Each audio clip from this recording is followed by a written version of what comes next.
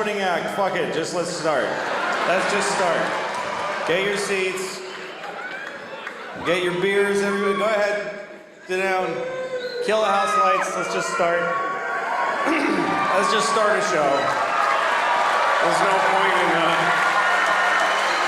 screwing around. I'll do all the announcements that you would have heard. Please turn off your cell phones.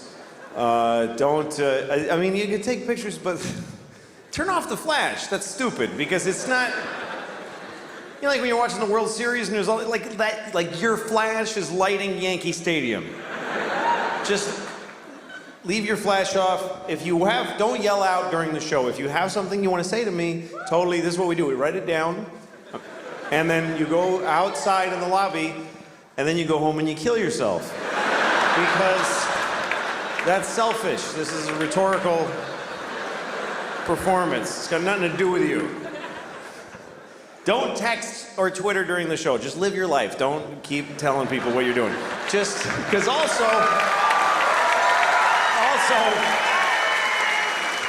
it lights up your big dumb face. It lights it up. I see this beautiful sea of darkness with then just one guy. So don't do that. What else? No Jews. I think they said that earlier, but they told me I have to say it. Jews aren't allowed. If you're Jewish, this is a good time to go. If you see somebody kind of Jewy looking, then please tell an usher, and they will. Sir, come on. Let's go. Come on. Let's go.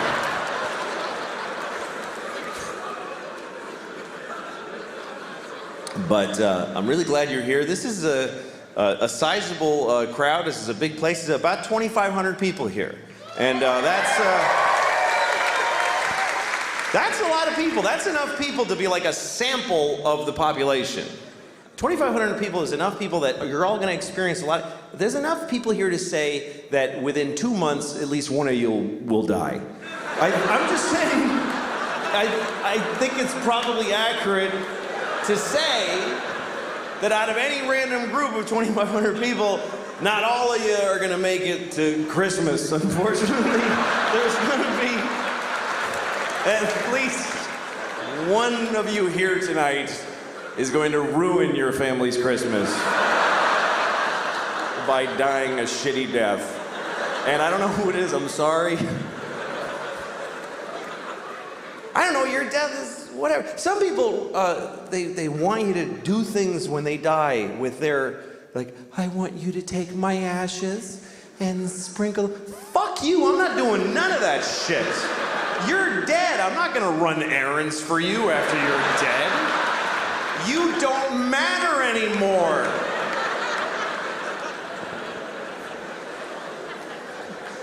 Some people try to do something, noble with their bodies. They try to have their bodies have some use after they're dead, which I think is a good thought. You're only borrowing your body. You're only borrowing everything. If your body's worth anything when you're done with it, you should pass it on. That's something I really believe. I mean, I'm not gonna do it. Because I don't want to. Ew, it's mine. I have a lot of beliefs, and I live by none of them. That's just the way I am. They're just my beliefs. I just like believing them. I like that part. They're my little believies. They make me feel good about who I am. But if they get in the way of a thing I want, or I want to jack off or something, I fucking do that. But some people take their body. My grandmother, she, just for the layman, my grandmother, she gave her body to a medical school, so for it to just be examined and dissected, which is a good thought for that. But they're her survivors, her family. That was a person. That was my grandmother. She used to wear glasses and say things. And now she's just shaved head on a metal table with a hungover medical student trying to dig out her pancreas, and he gets an F. Imagine being the body where the kid got an F on you. The teacher's like, no, you idiot. And he writes F on her tit with a Sharpie and just throws her down a chute on a pile of F body.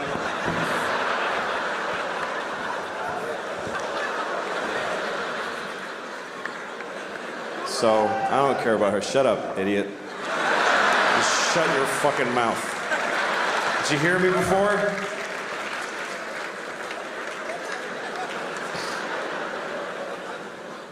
Okay, so what am I gonna do with my body? I'm gonna die, and I gotta tell people what to do with my remains. And I have an idea for something to do with my body, or for other people to do with it, that will do good in the world. And it doesn't exist yet as like an institution, but I'm gonna create it, starting with my body. And what it is, it's a place where you can go and be with a dead body, and you just do whatever you want. And the point of this is that there are people out there who have sexual compulsions and they can't control them. And so they go and they bother alive people. And this, you get it out of your system. This is the deal. You go in the room, there's nobody else with you, you got 90 minutes, you just do whatever you want. Whatever it is. Shit in my mouth, you want to stick my toe in your pussy, piss on my face, whatever is the thing you got to do.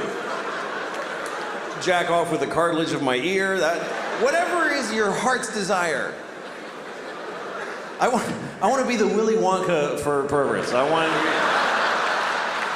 You can come on my back and pretend that I'm your father. I am dead, I don't mind.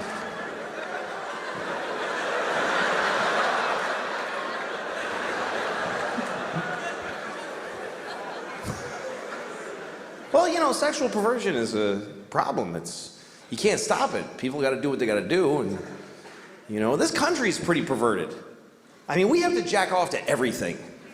There's nothing that just gets, there's not like sex and then everything. Sex isn't everything. You watch the news and there's a woman like telling you, and in Libya. And I'm like, yeah, well, tell me about Libya. Fucking tell me about Libya. Say Libya again. Come on, fucking right up to the screen, my flat screen. Come on, say Libya again. It should just be a person in Libya, whatever. Why does it have to all be so sexualized? And music, like everything is, like every musician is attractive. Isn't that a weird coincidence? That everyone who can play music also looks good? I would have thought there'd be like one ugly guy with a guitar who would be amazing, but fucking zero. And there's like teen pop idols who are children. And they're on TV like going, it's a kid. And folks are jacking off to them. Folks. Just folks are jacking off. Well, folks are jacking off to the girls on TV. Some of them are really young. I can't think I don't know their names. I don't have that knowledge anymore. I'm too old. Britney Spears is like, when I think of a teen idol, is Britney Spears. That's hold up, because she's my age now. That's how long ago that was. She caught up to me. When I was 35, she was 18, and now we're both 44 years old. So that's how little I know about who these people are. I was thinking the other day, what if there was a baby who was born, and there's been a lot of fucked up babies. There's all kinds of babies born. There's been babies with, you know, connected at the face to a dog or whatever. There's been babies with 3 legs, with hands on them. There's been Chinese babies. That's the worst thing I ever said. I think I just finally said the worst thing I have ever said. That was totally unredeeming and horrible. And it feels good. It feels good to have found the bottom. It's a comfort in knowing that I just said the worst thing I'll ever say in the rest of my life. It's good. All right.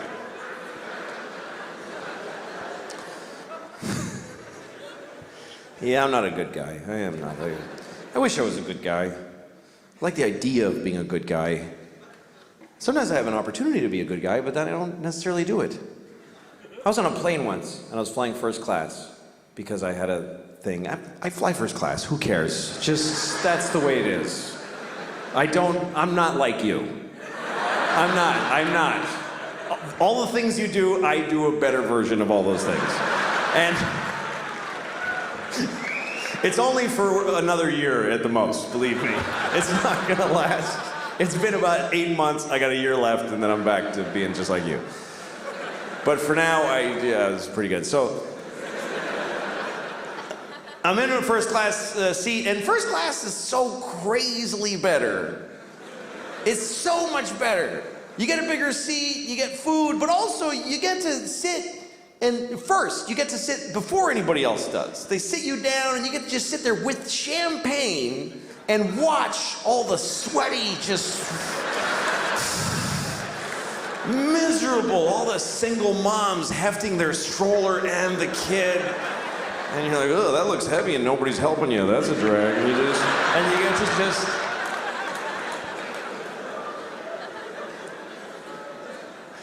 Anyway, so I was on a plane, I'm first class, and a soldier gets on a plane. I see soldiers fly all the time, because that's how they get to the war. They fly on a shitty airline. You think they get to go in a cool green plane with a red light and go, go, go! No, they just go to Delta, and they just wait in line to go to a war. And they always fly coach. I've never seen a soldier in first class in my life. It could be a full bird colonel. He's between two fat guys in coach. And they're always nice. I've never seen a soldier get on a plane like, hey, I'm in the army. Fuck you. I have a gun. They're always like, oh, yes, sir. Thank you very much, ma'am. It's like having an extra flight attendant. They help everybody put their shit up. They're awesome. And every time that I see a soldier on a plane, I always think, you know what? I should give him my seat. It would be the right thing to do. It would be easy to do, and it would mean a lot to him. I could go up to him, hey, son. I get to call him son. Hey, son, go ahead and take my seat. Because I'm in first class, why? For being a professional asshole. I'm in first class because I talk about babies with big dicks. That's what got me my seat. This guy is giving his life for the country, he thinks, and so he has to sit.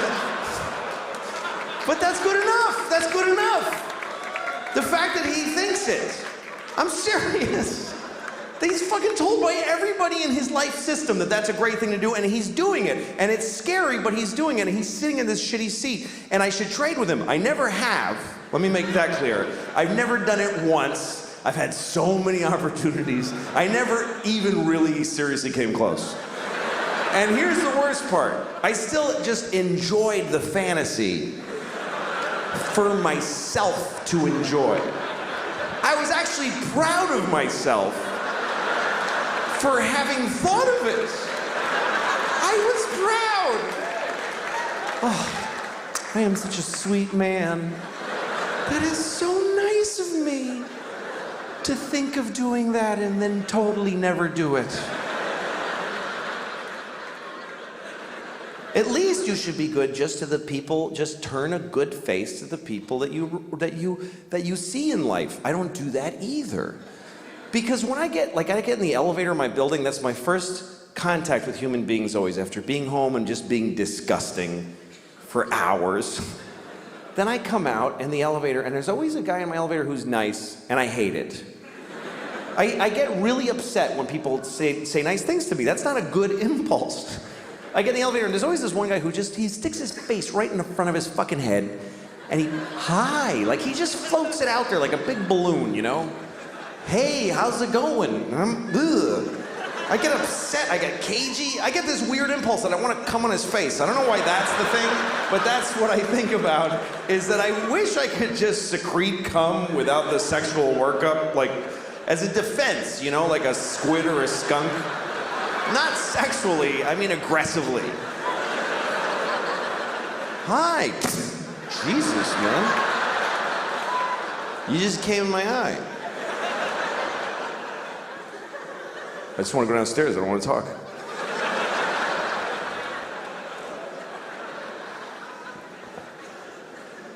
All right, this is going a little off the rails. I don't remember what I was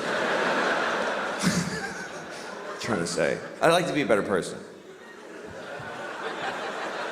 I would. I'd like to be a better person. And I think I'm getting worse as a person. Because as you get older, you start finding out, let me give you an example before I rented a car a couple weeks ago in Los Angeles, had the car for a few days, and then when I went home, I had to drop the car at the rental. You know, you got to go to the rental place that's off the airport. Give them the car, give them your thing with the mileage. You got to get on a bus and then go to your terminal and check in. I was late and I was worried about missing my flight, so I knew I had no time to do any of that. So I never did this before. I just drove my car right to the terminal and just left it there. And I got on the plane. And once I was on the plane and I had a little moment, I called Hertz and I said, hey, listen, your car is sitting out in front of Terminal 4 and the keys are in it. So that's where it is. And the guy was like, you can't do that. You have to return it to this location and then get, and I go, well, I didn't do that already. And now I'm leaving California. So if you want your car, you need to go to that place where it is.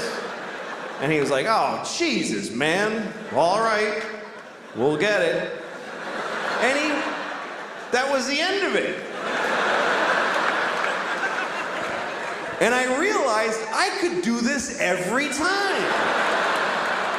Every time I rent a car, because of course they want you to do all that shit. But if you don't, they still want the car back. They're gonna send a dude. You could drive a car till you don't want it, just get out of it while it's moving and just walk away. Well, I don't feel like being in that car any longer. Just call Hertz, hi, your car is drifting into the intersection of 28th and Broadway. If you're interested, it's now your problem. But see, this is a terrible realization because you should act in a way that if everybody acted that way, things would work out. You should, because it would be mayhem if everybody was like that. And most people kind of don't care. Most people are very selfish. Most people don't give a shit what happens as long as they get to do their favorite thing. People don't even want to back off from their favorite thing. They won't even do their second favorite thing. Like, you ever seen somebody like they're at an intersection and they want to make a left, but they're in the all the way right lane because they messed up. So now okay, here's the guy. He's in the right lane and there's a lot of cars, like 6th Avenue, like a lot of cars. And he wants to make that left. So what does he do? He just does it anyway. He just goes ahead and he just shoves his car through everybody's life without any... And everybody's beep, honking and outraged. And you always see the guy go, I have to. There's no other possible thing I could do. What else could I do except go up one more block and then go left and take 4 seconds? That's not my favorite way, though. That only meets 99% of my criteria. But I'm selfish. I would like to be a better person because I got kids.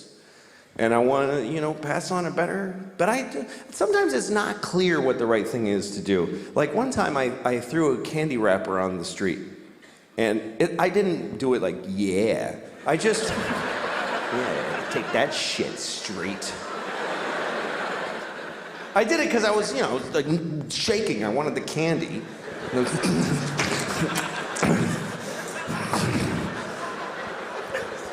Anyway, I was with a friend who said to me, you just littered on the street. Don't you care about the environment? And I thought about it and I said, you know what? This isn't the environment. This is New York City. This is not the environment. This is where people live. New York City is not the environment. New York City is a giant piece of litter. It's like the giantest, next to Mexico City, the shittiest piece of litter in the world. Just a pussy, runny, smoking, stinking piece of litter. So if you have a piece of litter, what are you supposed to do with it? You should throw it on the pile of litter. Because if you don't, if you put it in a receptacle, then it gets collected and it gets taken to a dump in a landfill and then or it goes on a boat and it goes out and gets dumped in the ocean and some dolphin wears it as a hat on its face. For 10 years, this hat that never dissolves on its face. Oh. Jesus.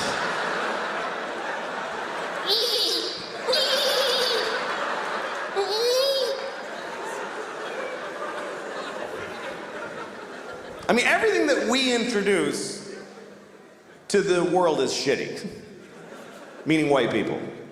Because I really think that white people are from like another planet. Because when we came to America, it was so nice. It was just Indians, and they weren't even Indians. We called them that by accident, and we still call them that. Like we knew in a month that it wasn't Indians, but we just don't give a shit. We never correct it. We came here, they're like, hi, and we're like, hey, you're Indians, right? And they're like, no. No, this is India, right? No, it's not, it's totally other place. You're not Indians? No. Ah, you're Indians. You're Indians for hundreds of years after.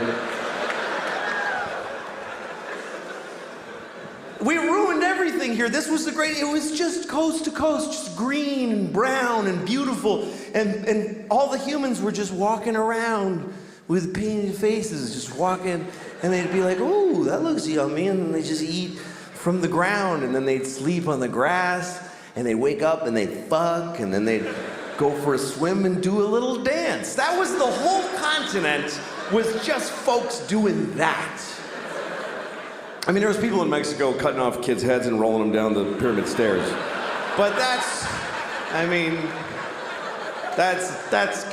always going on. What are you gonna, you can't do a whole lot about that. But I think we came from another planet, and the reason is because we don't like it here. I mean, why, if we're from here, if we belong on Earth, why aren't we comfortable on Earth at all? We need nice, smooth surfaces and right angles, and we need it to be cool and not too hot, just a little, that's just perfect. Like, why wouldn't, when it's hot, why wouldn't we just, yeah, fuck it? Why wouldn't we be like that if we belong here? And it's weird because people that aren't, whatever you call there's environmentalists, and then there's people who are whatever, they just hate environmentalists. But that's what people get angry at environmentalists, because they think they're slowing down the economy and creating restrictions.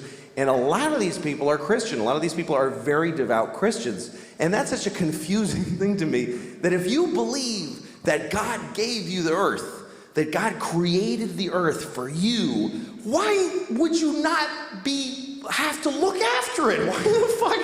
Why would you not think that when he came back, he wouldn't go, what the fuck did you do? I gave this to you, motherfucker. Are you crazy? The polar bears are brown. What did you do to the polar bears? Did you shit all over every polar bear? Who did this? Who spilled this shit? Who spilled this? Come over, did you fucking spill this? What is that? It's oil, it's just some oil. I didn't mean to spill. Well, why did you take it out of the fucking ground? Because I wanted to go faster. I'm not fast enough. And I was cold. What the fuck do you mean cold? I gave you everything you needed, you piece of shit. Well, because jobs. What is a job? Explain to me, what's a fucking job? You work at a place, and when people call when their game doesn't work, and you help them figure it out. What do you do that for? For money. What do you need money for? Food. Just eat the shit on the floor. I left shit all over the floor. Fucking corn and wheat and shit. Grab it up, make some bread. What are you doing? Yeah, but it doesn't have like bacon around it, and like I like when it has like bacon on it and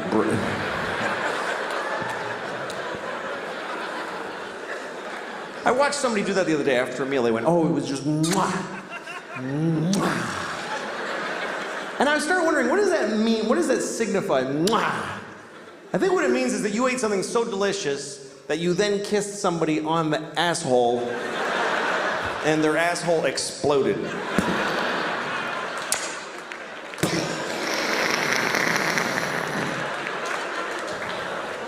That's some good eating. That's a nice sauce. Is that good? Yeah, let me show you. Shit! Let me have some of that. That just destroyed my anus. Anyway, I got kids and sort of what I'm trying to say. It's hard having kids because it's boring. That really is the hardest part of having kids.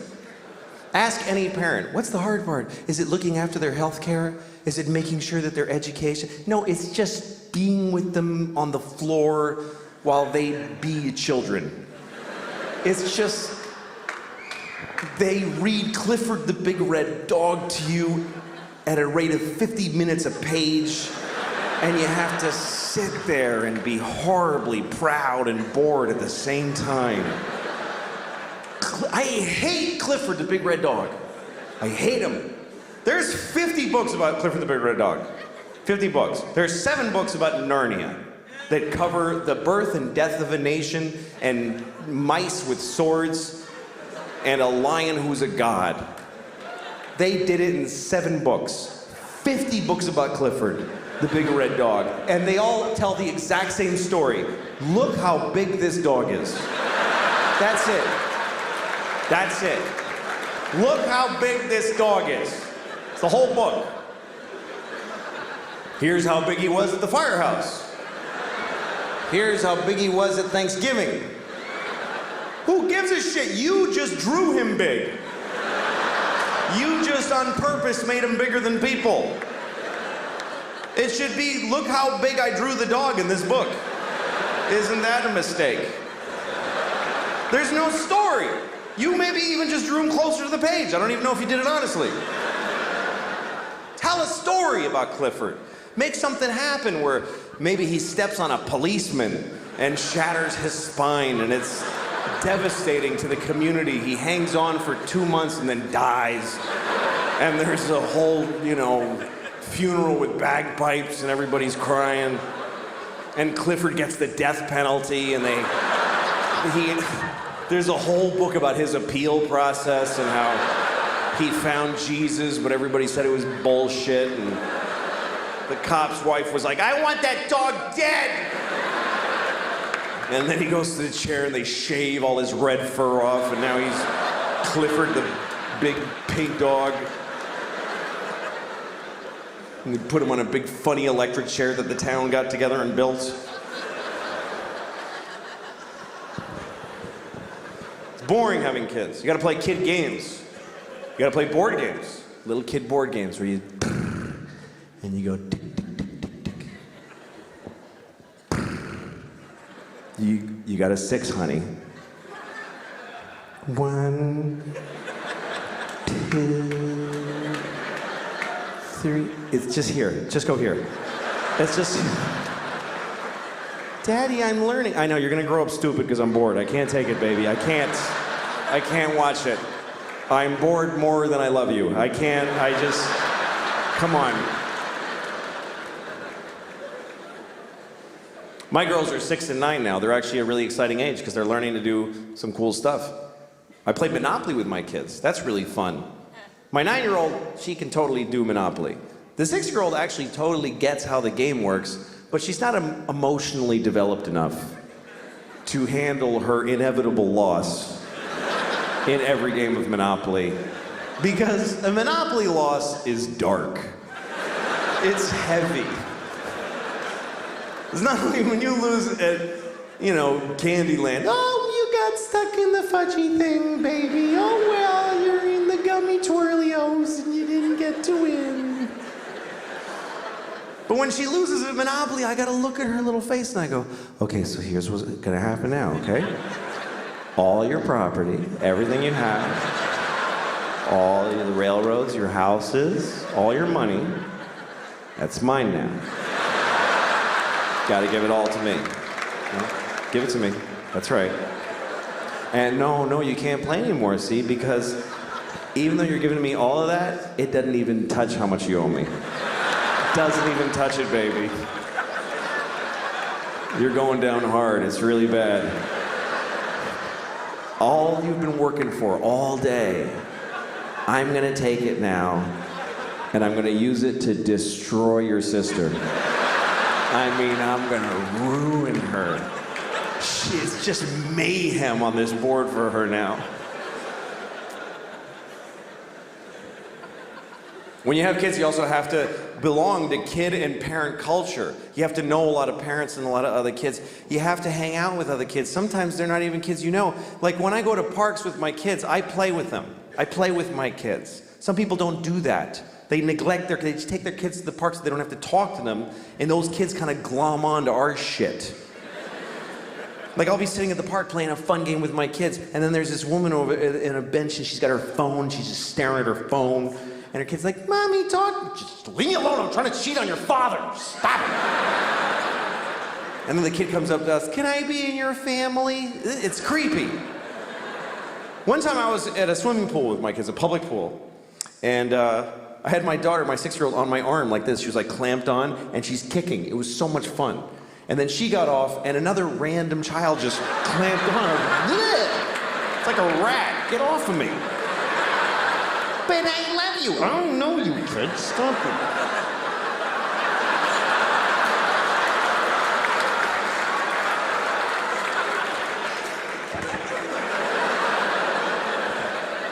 I think the kid's dead. I don't know what happened.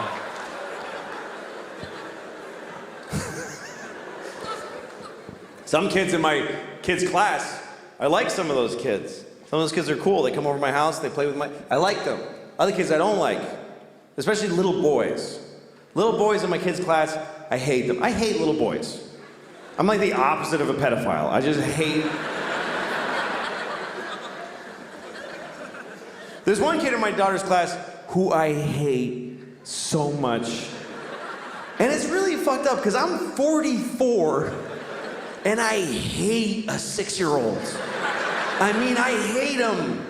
With a grown-up, preoccupying hate.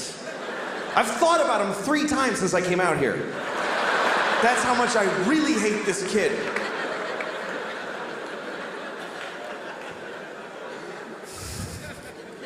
I'm gonna tell you about him, and I have to make up a name because he's a real child who lives in this city, so I have to make up a name in order to tell the story about him.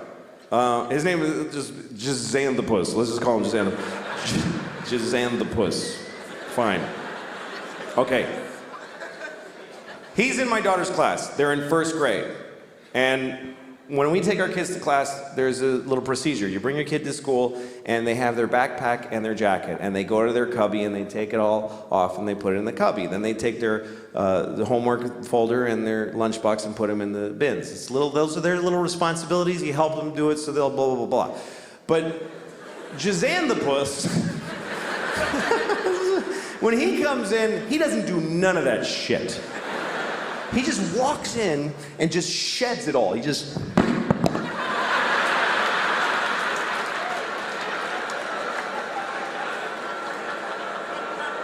And his mom, his weak piece of shit mom, picks it all up. I hate his mother. Because you hate a weak parent when you're a parent. Because it's like you're raising Hitler, motherfucker. Do your job. Get in there.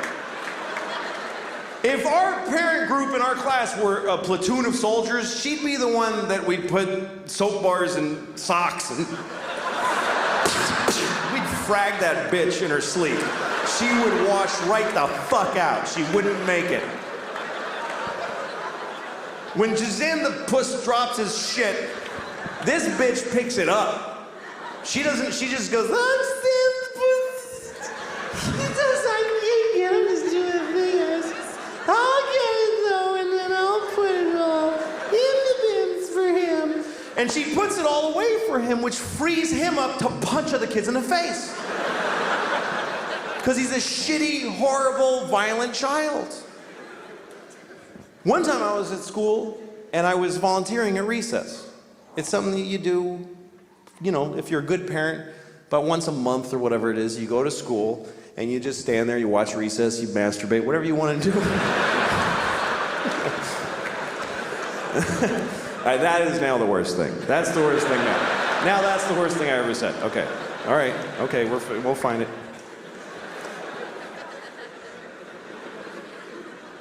I mean, you could. It's a public school. Nobody would even give a shit. But I haven't thus far. Hasn't gotten that bad.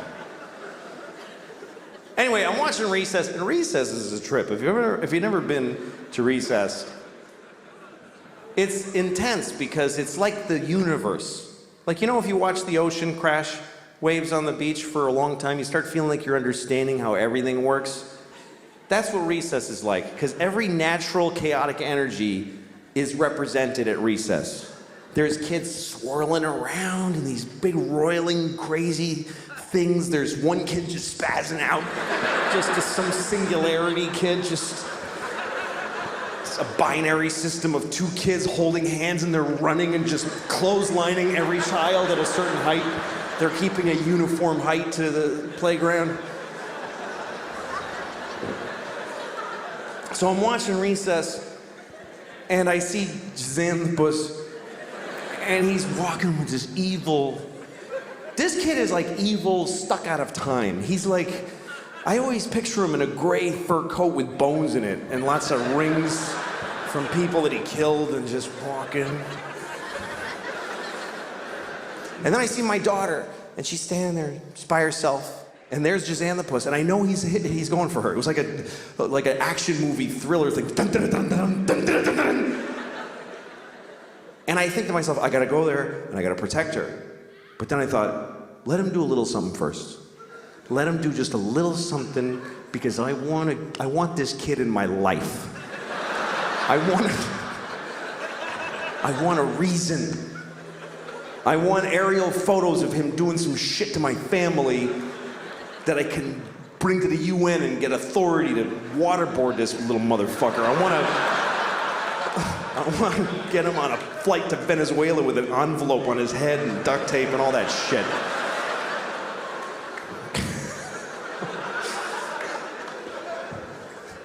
So anyway, he goes for her, grabs her arm, starts twisting it. She goes, nah! I run over. I'm just knocking kids over. I run, grab him. And I look in his little face and I go, listen to me, Xanthopus. If you ever in your life touch her again. And as I'm doing this, I realize this is not cool that I'm doing this.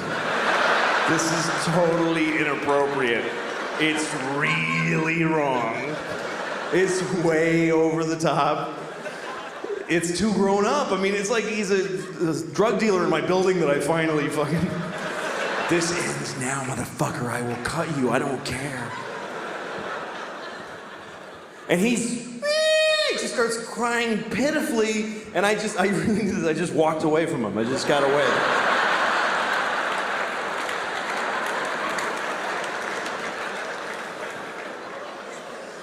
And then all the teachers, everybody that gathers around, what's wrong with you? And he's like, and he couldn't articulate it because he's not getting educated. Fuck him. I was there going, yeah, you could have told on me, bitch, but you're too stupid now, which is your own fault. You future ditch-digging piece of shit. Oh, I'm gonna love watching you grow up into nothing, motherfucker. I'm gonna watch it, and I'm gonna fuck your mom and not call her, too. I'm gonna ruin her summer. I'm gonna fuck your mom twice and then never call her. And I don't know your dad because he ran out on you, but I'm gonna find him, I'm gonna turn myself gay, and then I'm gonna fuck him too. I'm gonna suck his dick so good that he just has to change his whole life. And I'm gonna move into a place with him in the village for a couple of months, and totally, he'll cut off ties to all his life and start wearing cutoffs that are really tight, and and then I'll go to some Christian turn you not gay place, and I'll come back and go, what's wrong with you, faggot, and make him feel bad inside. Like, what has he done?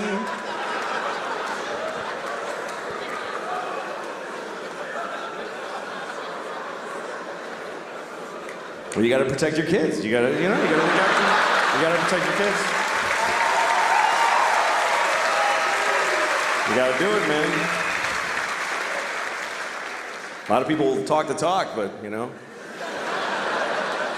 A lot of people say that shit. I would throw myself under a bus for my... Oh yeah? Would you fuck another kid's dad and confuse him sexually and yourself sexually in the process? And use homophobia that you hate against another person just because some kid shoved your kid for a second? That's my baby girl. I gotta do it, son.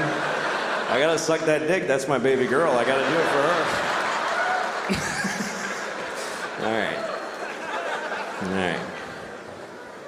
All right. I hate that child. That's what I'm trying to say. I've been thinking about my memories because I have kids now. And my kids are at an age where I remember being their age. I remember being a 6-year-old. I remember being a 9-year-old. And that's a big threshold that my kids have crossed, is that I remember being their age. Because when you're raising kids, you're not raising the kid in front of you. You're raising the grown-up that they're gonna be later.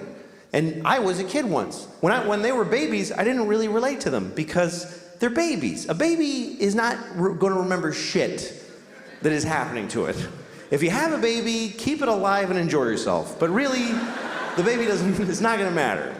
A baby is not accumulating anything. It's like an Etch-a-Sketch that you shake every day. It doesn't matter. You go up to your baby, you could go up to your baby's face every day and you fuck you baby, like right every day, wouldn't matter. Hey baby, dude, you big dad. You do that every day, wouldn't matter. I mean, they'll grow up with a general sadness inside, but they won't actually remember. Why?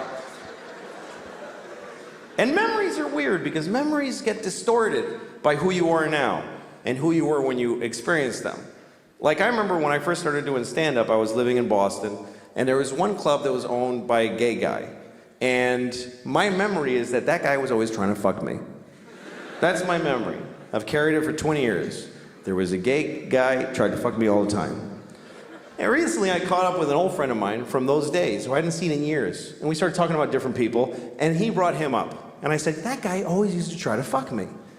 And he goes, he did? And I was like, yeah. And he goes, really? Did he like take you to his house or something and really try to physically? No, it's just that you know what I mean? He tried to fuck me all the time. He said, well, did he push you and, say stuff all the time and make you uncomfortable? No, it just was. And as we went through it, finally the truth that came out was the whole story really was there once was a gay man. That's it. That's really what happened. He was gay, I was 19, and now he tried to fuck me all the time. Like, I went through life with that.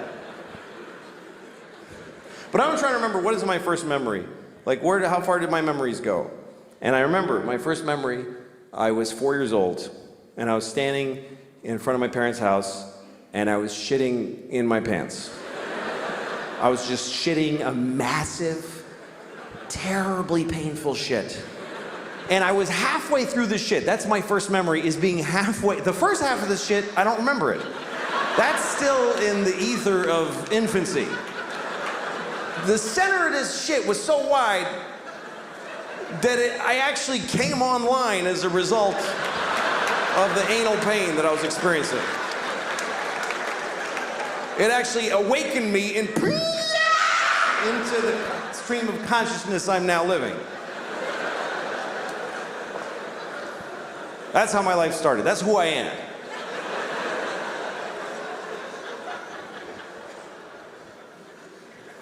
A lot of my memories I don't like. I don't like when I was a teenager, I hated all that time. I hated being a teenager. And then I discovered drugs. And then that's all I gave a shit about. I don't know how I'm gonna tell my kids. How the fuck do you compete with that? How do you take a miserable person with no control over their lives and tell them with a straight face, oh, you can't do drugs. You can't do that, baby. All drugs are a perfect solution to every problem you have right now.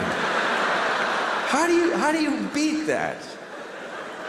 Drugs are so fucking good that they'll ruin your life. I mean, that's how good they are. I can't do drugs now because I'm 44, and I can't hook it up. I can't make that happen. If you're 44 and you want to get high, you got to hurt your back. That's pretty much the only option you have. Hurt your back, get some Percocet, and then you go, I'm gonna get a babysitter and take 3 at a diner. Like, just sad. I'm a little drowsy, woo!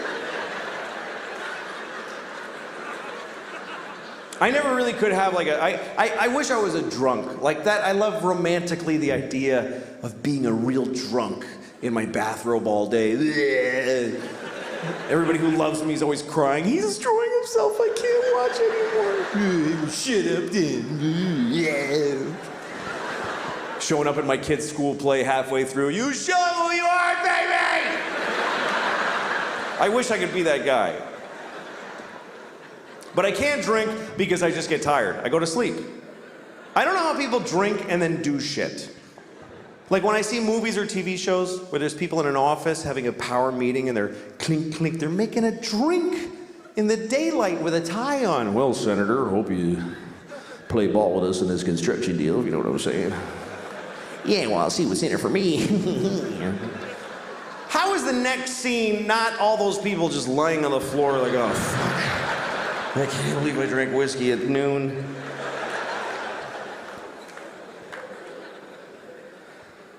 I can't smoke pot because it's the same thing. I'm too old for it. Sometimes young people come up to me after shows. Hey, do you want to smoke some pot? I'm like, can I get my portion to smoke without you alone later? Because I don't want to stand in a parking lot with some 20-year-olds. Last time I got high, I was in Kansas City, and I got high because I was in Kansas City, and it was shitty. So after the show, so these kids that worked at the club, they're like, you want to smoke some pot? I'm like, yes. So I'm standing in a parking lot with these kids, like 20 years old, and we're smoking a joint. And I'm taking huge hits, because I had no idea. I didn't know they'd been working on this shit like it's the cure for cancer. I didn't understand the fucking technology that's gone into making pot so powerful. Because when I was a kid, you could just smoke a joint for a while. Now you take 2 hits and you go insane. It's not doable anymore. And I was taking big hits, like big 1970s jean jacket, Bad Company hits. Here come the jesters, 1, 2, 3. It's all part of my fantasy. And I'm like, yeah. And even the kid with the wooden hole of no ear, the absence of flesh in his ear with wood, I don't know what that is. Even he was like, "That you should be careful, that's a lot of pot. That's very strong marijuana." Yeah, I'm fine. Running with the devil! Just fucking, and in about 10 seconds, everything just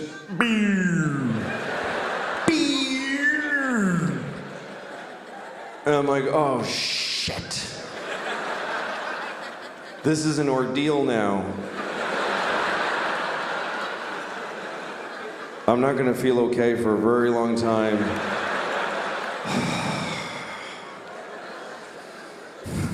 And everybody's just standing around and talking, and I'm hoping, like I'm really hoping that I look like this.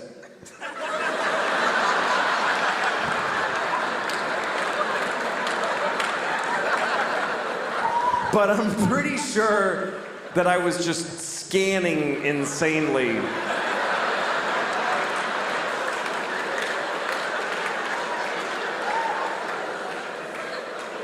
I was actually counting, like, look at her for 5, 4, 3, 2, 1. Switch to him. 5, 4, 3, 2. Randomize. Don't go in the same direction. 5, 4, 3. Nod your head. That looks like you're listening if you nod your head. Ha ha ha. And at one point I realized I need to get out of here because the air is hitting my arm weirdly and they can tell. They totally know that I'm not handling the way air is touching my arm right now. Why am I doing that with my hand? That's weird to do that with your hand. Nobody stands like this. Nobody stands like this. Just fucking, no, that's also, that's weird too. That's crazy. Just, shit. I gotta go. But I didn't know how to leave because I had this dilemma. We're all standing in a perfect circle facing each other. And I thought it's gonna be insane if I just turn I'm one person with my back now. Do I just back away like this and hope that they fill in? And then I thought, no, say something. Say something out loud to them that smooths the transition of you leaving. Okay, what do I say? Pick a thing to say. Goodbye. That's a nightmare. That's just goodbye. That's not even, that's just noises. Finally, I walked away and I said, I'm leaving! And I know it was that bad because they all went, oh, shit, okay, all right. Whoa. I was like, I'll never see those people again as long as I live. And then I had to get in a car. I forgot that I had rented a car, and I have to drive back to the hotel. And I'm driving on this highway in Missouri. And at one point I realized, I think it's been about 25 minutes since I looked out the front window of this car. I've just been dealing with shit directly in.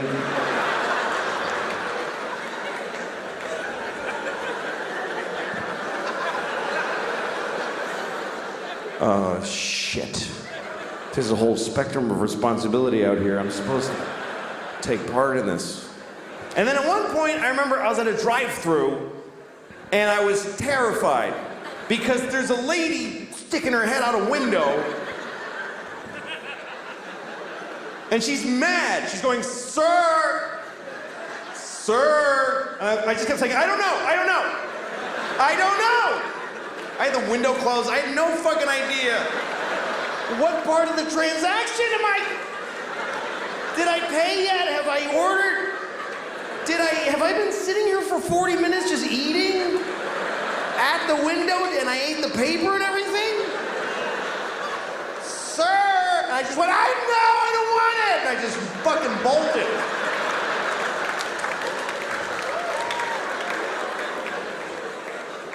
So I can't do that anymore. But you know, you get older and some things you can't do anymore. Some things you don't want to do anymore. That's a nice change. You feel some desires fall away, new things make you happy, but some things don't change, and some things I'm sick of. Like the constant perverted sexual thoughts. I'm so tired of those. Just the constant, she's sucking. It makes me into an idiot. I'm jacking off to morons and then, look at my tits. Yeah, your tits are awesome. It's just a dumb part of life that I'm sick of. It's all day, too. It's just, you can't have a day. I just want to be a person in clothes walking in a store and I just want to go to a library and ask for, hi, ma'am, I'm looking for a book about early Abraham Lincoln, like when he was like, wrap your hair around my dick and oh, shit. I'm trying to talk to her. That's really a male problem. It's really a male problem not being able to control your constant sexual impulses. Women try to compete. They're like, well, I'm a pervert, you don't know. I have really sick sexual thoughts. No, you have no idea. You have no idea. Because see, you get to have those thoughts. I have to have them. You're a tourist in sexual perversion. I'm a prisoner there. You're Jane Fonda on a tank. I'm John McCain in The Hut. It's a nightmare. I can't lift my arms. And for, you know, men, sex is such a constant thing. It's not even sex to us. It's just pussy. That's what we call it. Pussy. It's such a, it has nothing to do with women. It's not about girls or chicks like it was in the 50s. There's no guys anywhere in the world saying, let's go meet some chicks and kiss them on the mouth and see what happens. There's none of that. I sure would like to have a girl, my arm around a girl. This, Vanessa, I love, no, it's not. It's just pussy. Pussy. It's not even a pussy.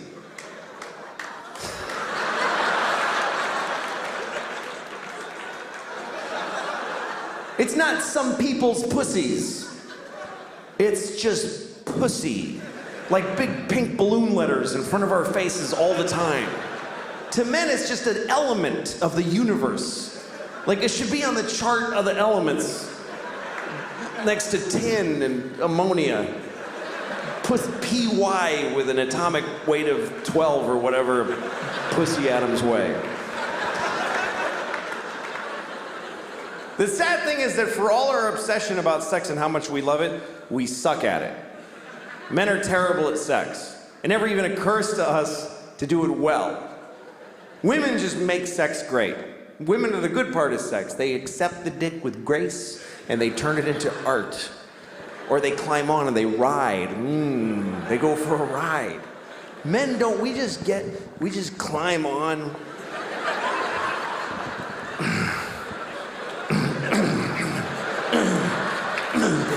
Putting my dick in here. Put it in. Stuff it in. Fucking shove it. You ever fuck when you're out of shape? You're like, oh shit, this is... My stomach muscles are not strong.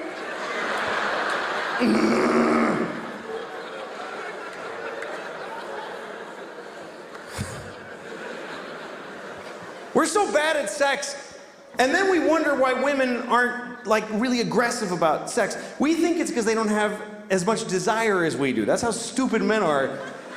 That we think they're just weird. Women are like fucked up in the head because they don't want to just fuck all the time. If I was a woman, I'd just fuck everybody. Why don't they want to fuck all the time? I do. Of course you do, because when you fuck, you get to fuck a woman. When she fucks, she has to fuck a guy.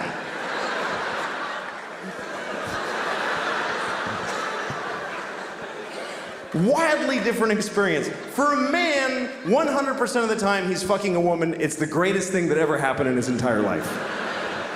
For a woman, about 40% of the time she's being fucked by a guy, she's thinking, I'll get over this in a week. It's not the worst thing. I'm not gonna cry this time.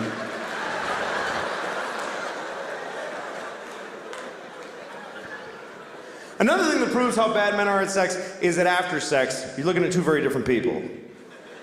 The man just wants to lay there, be cool, and the woman wants to cuddle. Something that men love to make fun of women for. They always want to cuddle. It's so needy. I already fucked you. Just let me watch the game. Yeah, I'm so cool. What are you thinking about? Shut up. Leave me alone. Why is she so needy? She's not needy, you idiot. She's horny because you did nothing for her. You did absolutely nothing. Her pussy is on fire because it's gone unfucked completely. Of course you're fine. You climbed on and went and then rolled off. And she's on you because she's going, something else has to happen. This is bullshit. If you fuck a woman well, she will leave you alone. Thanks a lot, buddy.